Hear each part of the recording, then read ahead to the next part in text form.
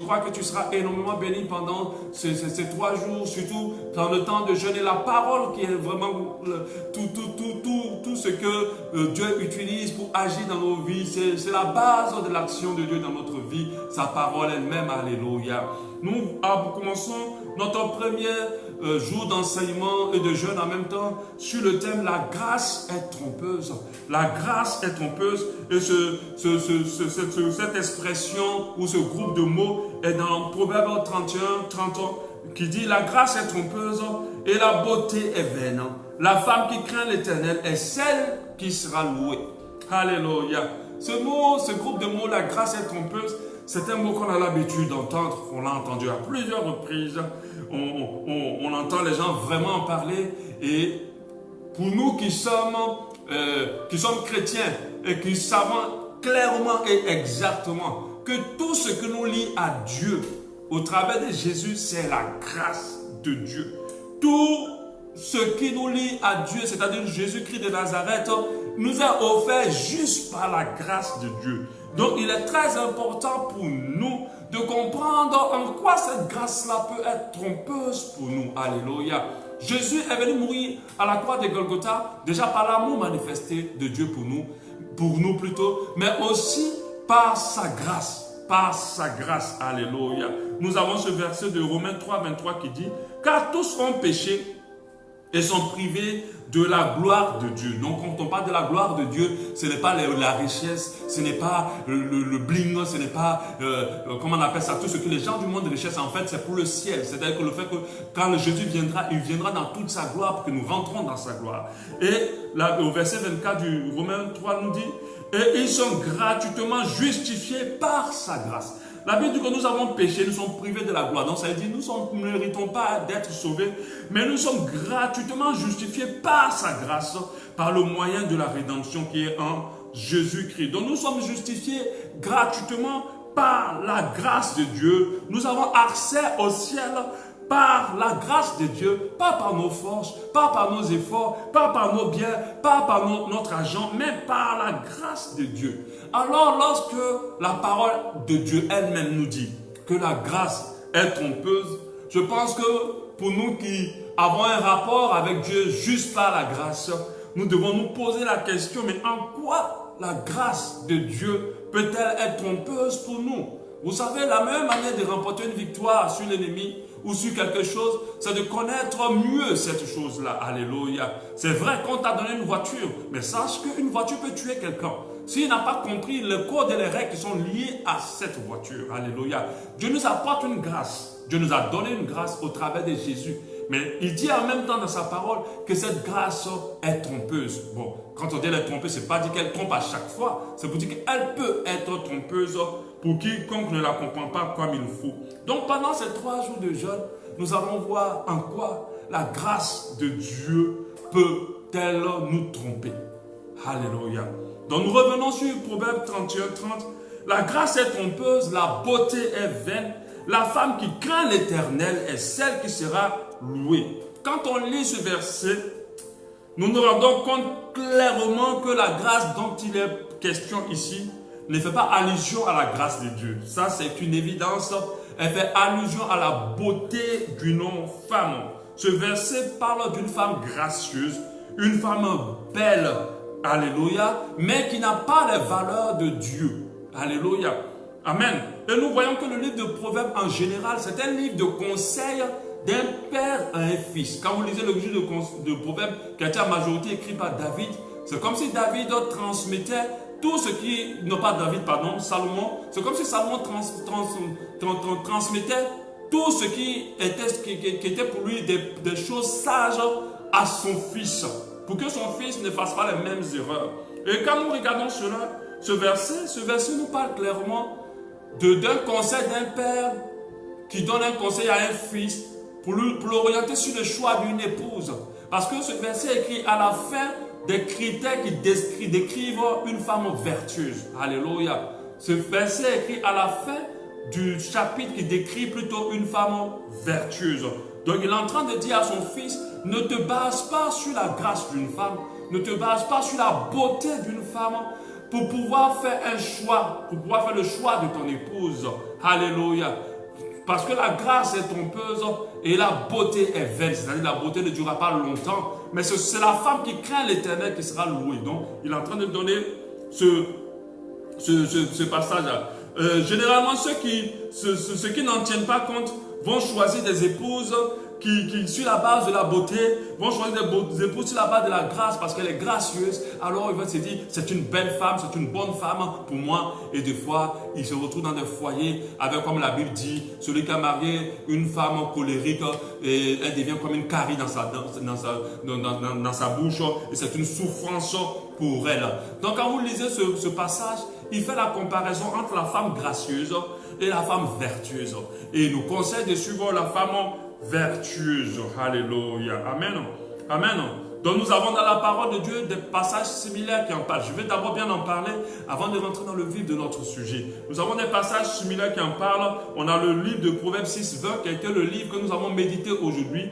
Pour nous qui faisons le jeûne ensemble, ce livre dit, c'est un père qui parle à son fils. Mon fils, c'est toujours un proverbe, garde les préceptes de ton père et ne jette pas l'enseignement de ta mère. Lis-les constamment dans ton cœur, attache-les à ton cou. Ils te dirigeront dans ta marche, ils te garderont sur ta couche, ils te parleront à ton réveil. Car le précepte est une lampe et l'enseignement une lumière. Et les avertissements de la correction sur le chemin de ta vie. Donc, il est en train de dire à son fils, tout ce que j'étais en train de dire sont très importants. Maintenant, regardez ce qu'il va dire. Il dit, ils te préserveront de la femme corrompue, de la langue doucereuse de l'étrangère. Ne la convoite pas dans ton cœur pour sa beauté et ne te laisse pas séduire par ses paupières. Donc, tout ça, les paupières, c'est la grâce. C'est la grâce de la femme. Car pour la femme prostituée, on se réduit à un morceau de pain et pour la femme mariée, tend un piège à la vie précieuse. Vous allez voir à la suite du verset 32 les conséquences. Mais celui qui commet l'adultère avec une femme est dépourvu de sens. Celui qui veut se perdre agit de la sorte. Il n'aura que de plaie, qui n'aura que plaie et ignominie, et son opprobre ne s'effacera point. Alléluia. Amen. Plusieurs hommes de foi dans la parole de Dieu n'ont pas tenu compte de ces puissants conseils que Salomon a donné à son fils, n'ont pas tenu compte de ce puissant conseil. Et on a, par exemple, parmi ces hommes, que Dieu a utilisé puissamment, on a Samson qui s'est fait avoir par la grâce de Delilah. Alléluia. Il n'a pas tenu compte de la parole qui dit que la grâce est trompeuse, que la beauté est vaine. Et par la grâce de cette femme, il a livré un secret important, qu'il avait perdre tout pouvoir, qu'il avait perdre toute puissance. Alors il est très important pour nous qui sommes en train d'écouter cet enseignement, de comprendre en quoi la grâce est trompeuse. Alléluia. En quoi la grâce est trompeuse. Pour ne pas qu'à la fin de notre existence ou qu'à la fin de notre vie, nous ratons ce que Dieu a prévu pour nous. Samson a perdu quelque chose d'important que Dieu lui avait donné à cause de la grâce d'une femme. Nous avons aussi l'exemple de David avec la femme d'Uri. Quand il a vu cette femme gracieuse qui se lavait, cette femme si belle qui se lavait, il n'a pas pu se contenir. Il a cru s'engager dans quelque chose de bien, mais il a immédiatement payé le prix fort avec Dieu. Une sanction sévère qui est tombée sur lui parce que Dieu était très en colère contre lui à cause de cela. Alléluia. Le verset de Proverbe 31 fait allusion clairement à la grâce d'une femme. Là, c'est clair, ok? Fait allusion clairement à la grâce d'une femme. C'est sûr que quelqu'un qui aurait lu ce passage va dire, mais il raconte quoi cet homme? C'est la grâce d'une femme. Dieu ne parle pas d'autre chose. Ah mais non, Dieu parle de plus. La grâce est trompeuse pour un homme imprudent. La grâce d'une femme est trompeuse pour un homme imprudent. Mais le Seigneur, par son esprit, m'a permis de comprendre que la grâce de Dieu qui nous accorde après la mort et la résurrection de Jésus-Christ à la croix de Golgotha, peut-être, je préfère, je ne vais pas dire elle est trompeuse, peut-être trompeuse pour quiconque n'a pas une bonne interprétation de cette grâce, pour quiconque n'a pas mieux compris l'objet de cette grâce, pour quiconque n'a pas mieux usé de cette grâce-là. Alléluia. Et c'est ce que nous allons voir principalement pendant tous ces 3 jours, afin que la grâce que Dieu t'a accordée au travers de la mort et de la résurrection de Jésus-Christ de Nazareth ne t'emmène pas en enfer. Parce que la grâce de Dieu amènera certains en enfer. Alléluia. Elle va emmener certains en enfer d'une manière ou d'une autre. Et je vais en parler. Jésus est mort à la croix de Golgotha pour des raisons particulières. pour nous apporter la grâce de Dieu. Et nous allons en parler tout à l'heure. C'est quoi exactement la grâce de Dieu? La grâce de Dieu, c'est la manifestation imméritée de l'amour de Dieu envers un homme pécheur. Nous avons péché. Normalement, quand quelqu'un est coupable, la conséquence de ce qu'il a fait de mal, c'est la sanction, c'est la prison. Quand on dit des prisonniers ont été libérés ont été graciés, ont eu des grâces présidentielles, ça veut dire que normalement, ils ne méritent pas d'être libérés, mais le président leur a accordé une grâce. Et c'est la même chose.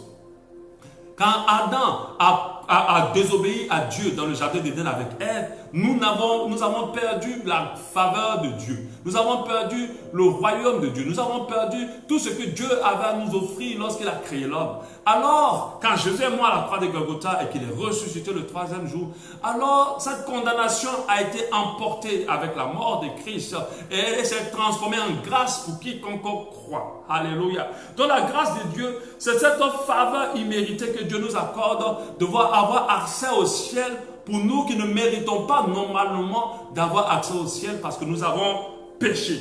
Titre 2, 11 nous dit, car la grâce de Dieu, source de salut pour tous, a été manifestée et cette grâce-là a été manifestée en Jésus-Christ de Nazareth. La grâce aussi signifie aussi d'un côté la miséricorde de Dieu. C'est vrai que le mot grâce et le mot miséricorde sont deux mots différents, mais la miséricorde est intégrée dans la grâce. La grâce englobe la miséricorde. Alléluia.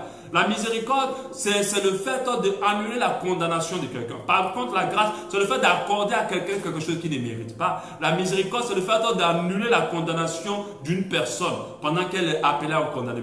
Quand vous regardez bien les définitions, vous avez l'impression que les deux donnent le même résultat. Alléluia. Que ce soit la grâce de Dieu, que ce soit la miséricorde de Dieu, nous rentrons toujours dans ce qu'on appelle la faveur divine de Dieu sur notre vie, pour nous qui ne le méritons pas, pour nous qui sommes destinés à être condamnés. Alléluia. Amen. Alléluia.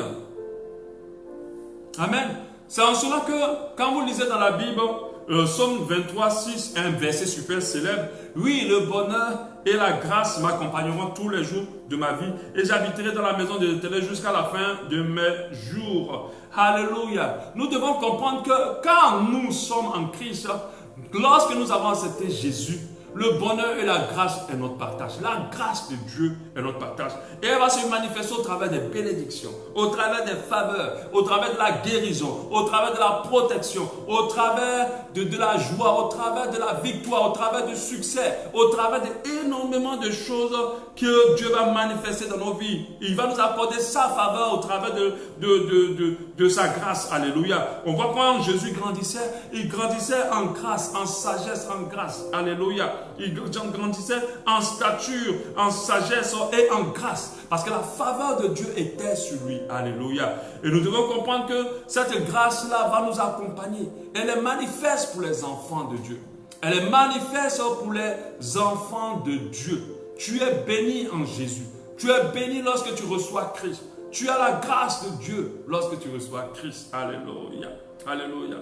La grâce de Dieu est la faveur de Dieu, alléluia, sur notre vie. Et la faveur de Dieu sur nous. Regardez l'histoire d'Abel. Alléluia. Son frère avait donné des offrandes à Dieu. Et lui, il avait donné des offrandes à Dieu. Ils sont nés de la même mère et du même père. Ils sont nés dans les mêmes conditions. Ça veut dire, personne n'a mérité ou pas la grâce ou la faveur de Dieu. Mais Abel avait la faveur de Dieu et non pas Caïn. Alléluia. Et lorsque Abel posait des actes, Dieu était réjoui et Dieu bénissait Abel. Alléluia. Amen. C'est à cause de la grâce de Dieu que tous ceux qui ont cherché à détruire Joseph n'ont pas pu l'atteindre. La grâce de Dieu était sur lui. Partout où il allait, il avait la protection. Partout où il allait, il était protégé. Et rien ne pouvait l'atteindre. À cause de la grâce de Dieu. Alléluia. Elle était sur Joseph. C'est la grâce de Dieu qui a fait que lorsque Esther est partie auprès du roi, malgré qu'il avait des millions, des centaines de concubines plutôt, c'est elle qui a trouvé grâce à ses yeux. Mais c'est parce que la grâce de Dieu était sur Esther. C'était une femme qui avait reçu la grâce de Dieu. Malgré qu'elle avait perdu ses parents, la grâce de Dieu était sur elle. Alléluia. Amen. C'est par la grâce de Dieu que Moïse a eu accès à la maison du roi. Lui qui n'était pas destiné à y être. C'est par la grâce de Dieu que Dieu l'a utilisé puissamment. Et parce qu'il a trouvé grâce aux yeux de Dieu, Dieu l'a pris parmi des millions de personnes et l'a équipé extraordinairement afin qu'il puisse faire des choses extraordinaires au nom de Dieu. Alléluia. Et c'est bien sûr par la grâce de Dieu que Marie, qui ne méritait même rien, a été choisie pour porter notre Seigneur et pour le mettre au monde parce qu'elle a trouvé grâce aux yeux de Dieu. Ce n'est pas par les efforts de Marie, ce n'est pas par sa capacité, ce n'est pas par sa beauté, ce n'est pas parce que quoi que ce soit. C'est Dieu qui l'a choisi simplement par pure grâce. Et cela on appelle la grâce de Dieu. La grâce de Dieu va nous accorder des faveurs imméritées. La grâce de Dieu va nous donner accès aux choses dont nous ne méritons pas. C'est pour ça que tous les jours de nos vies en tant qu'enfants de Dieu, en plus de rendre grâce à Dieu pour toutes choses, nous devons nous rendre compte, nous devons réaliser que tout est que grâce dans nos vies. Tout est que grâce dans nos vies. Tout n'est que grâce dans nos vies. Même les choses que nous obtenons par effort, nous les obtenons par la grâce. Et je l'ai dit à plusieurs reprises. Si l'effort nous amène au succès, je pense que beaucoup de personnes ne resteront plus pauvres. Alléluia. Parce qu'il y a des gens qui font plus d'efforts que toi et moi, mais qui sont encore dans des dimensions de manque. Alléluia. Tout n'est que grâce. Même le fait que tu te lèves tous les matins, c'est qu'une pure grâce. C'est toi qui décides de te coucher sur ton lit et de fermer les yeux. Mais je t'assure, ce n'est pas toi qui décides d'ouvrir les yeux le matin et de permettre à ton cœur de rebattre en plein poumon. C'est Dieu qui te permet de te relever. Alléluia. Tout cela par pure grâce. Alléluia. Quand la grâce de Dieu accompagne quelqu'un, il aura les honneurs qu'il ne mérite pas. Alléluia. Il aura les regards qu'il ne mérite pas. Malgré qu'il n'aura rien de particulier, les gens vont l'accorder l'honneur et la faveur qu'il ne mérite pas. Et nous avons compris cela avec le peuple juif. Dieu les a choisis. Sur quels critères? Sur quelle base? Pas particulièrement, c'est vrai que Dieu les a choisis au travers d'un prophète. On parle du prophète Abraham. Alléluia. Il a tissé une alliance avec les fils d'Abraham. Mais tout cela est une grâce. Purement grâce. Alléluia. Abraham n'était pas une personne qui méritait la faveur de Dieu. Alléluia. Dieu même leur a donné un enfant pendant que lui, sa femme ont péché. Sa femme n'a pas pu, lui et sa femme ont péché. Lui qui allait avec une concubine et sa femme qui n'a pas cru en la prophétie de Dieu. Mais malgré cela, ils ont eu un enfant. C'est pour cela que des fois vous devez comprendre que quand vous obtenez quelque chose et qu'on vous dit comment vous l'avez obtenu, apprenez à dire vraiment, c'est la grâce de Dieu qui m'a permis d'avoir accès à cela. Ne vous hasardez pas à dire plutôt, oh j'ai prié, j'ai jeûné, j'ai veillé pour pouvoir obtenir ces choses. Mon frère, si c'était la solution à tous les problèmes, pourquoi moi je vais manger? Pourquoi je ne vais pas veiller?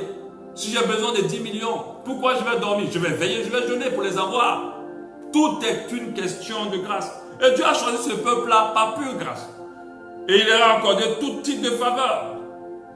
Il a dit à Abraham, je ferai de toi une grande nation, je te bénirai. Je rendrai ton nom grand et tu seras une source de bénédiction. Par grâce.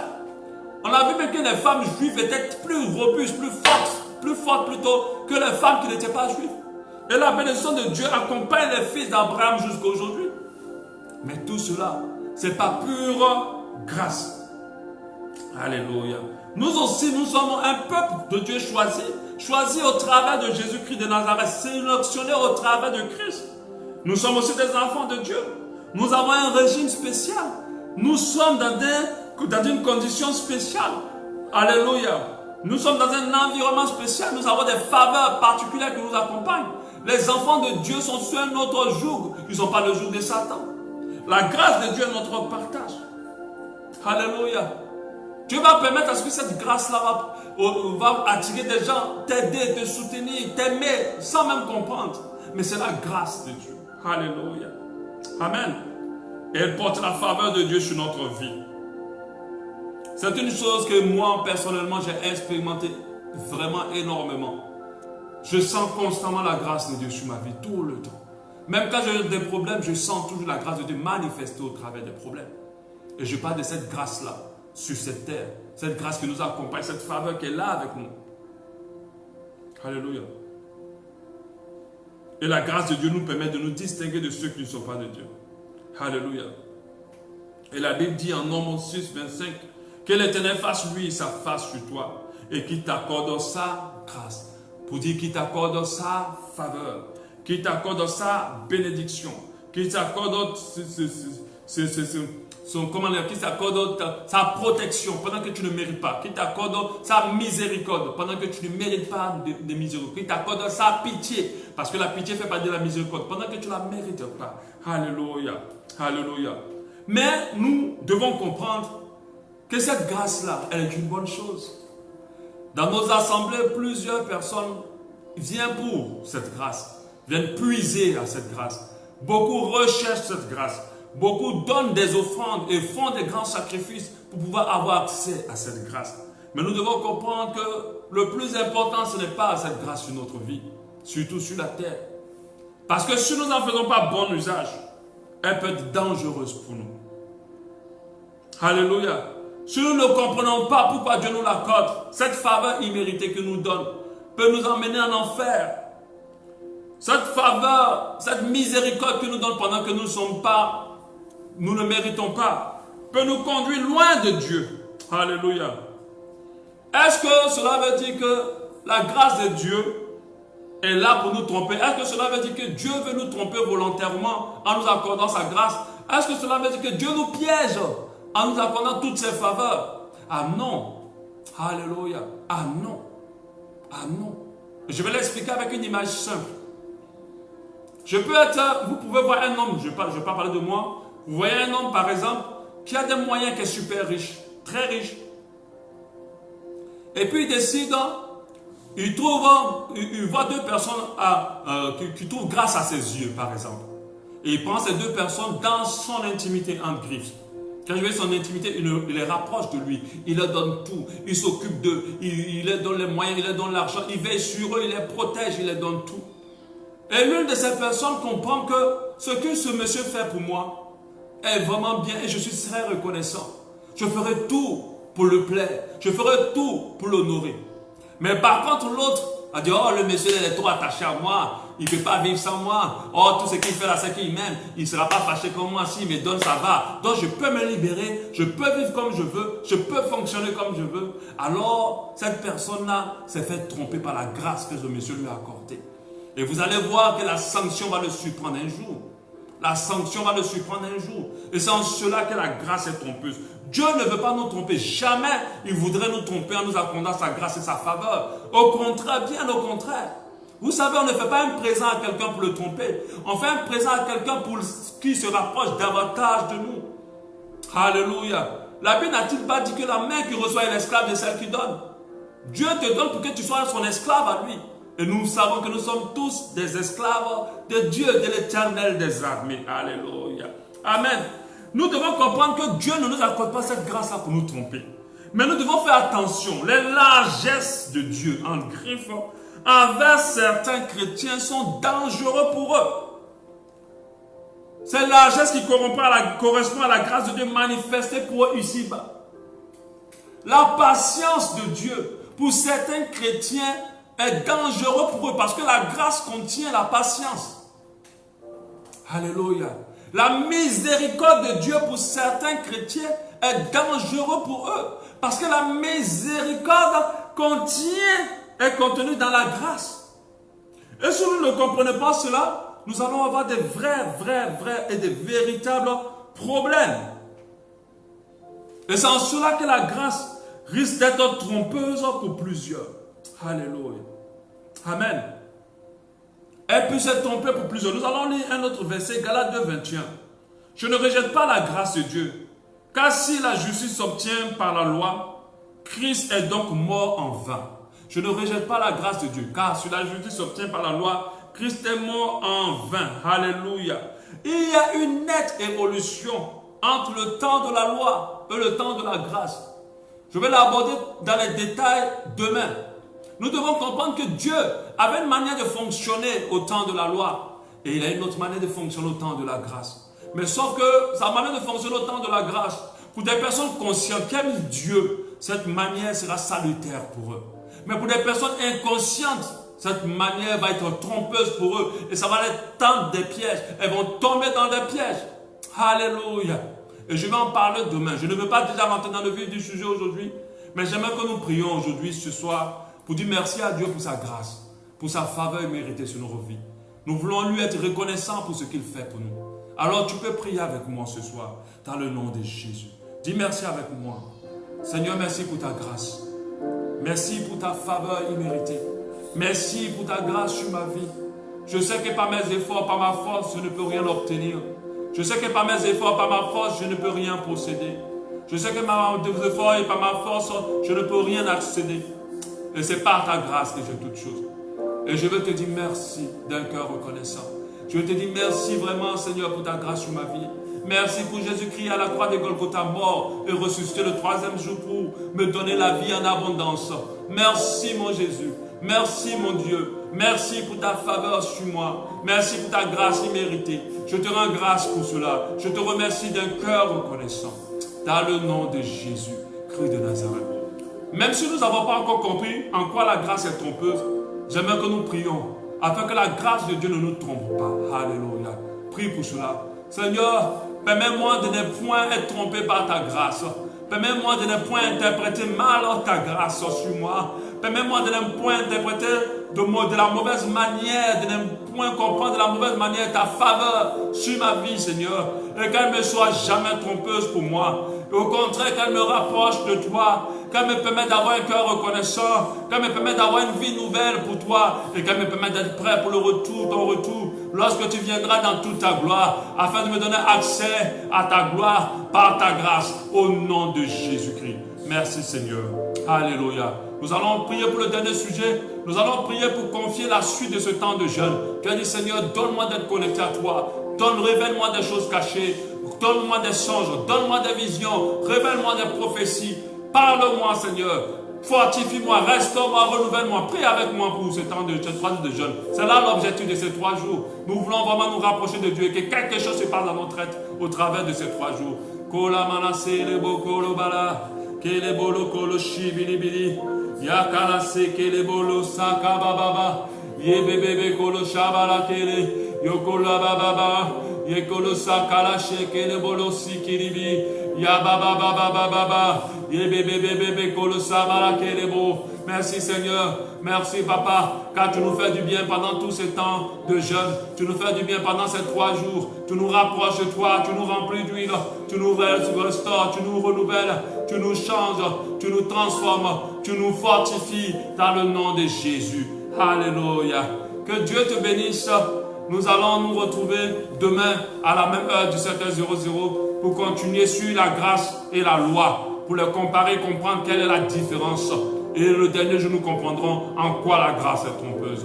Alléluia. Que Dieu vous bénisse. Passez une bonne soirée.